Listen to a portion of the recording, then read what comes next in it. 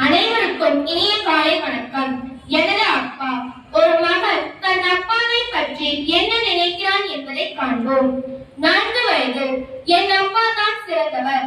அவரை விட சிறந்த அப்பா ஒருவரும் இல்லை. 6 வயது. என் அப்பாவுக்கு எல்லோரையும் தெரியும். 10 வயது. என் அப்பா ஒரு நல்ல அப்பா தான். ஆனால் அவருக்கு அடிக்கடி கோபம் வருகிறது. 12 வயது. நான் சிறு பிள்ளையாக இருந்தபோது என் மீது பாசமாக இருந்தார். 14 வயது. என் அப்பா எல்லா விஷயத்தையும் தான் சரியாக செய்வதாக நினைத்துக் கொண்டிருக்கிறார். 16 வயது. அப்பா அந்த காலத்து மனிதர். லேட்டஸ்ட் விஷயங்களே தெரியல. 18 வயது. அப்பா ஏன் பல சமயங்களில் இப்படி பைத்தியக்காரத்தனமாக நடந்து கொள்கிறார். 20 வயது. அப்பாவுடன் இருப்பதே கஷ்டமாக இருக்கிறது. அம்மா எப்படித்தான் இவரை சகித்துக் கொள்கிறாரோ.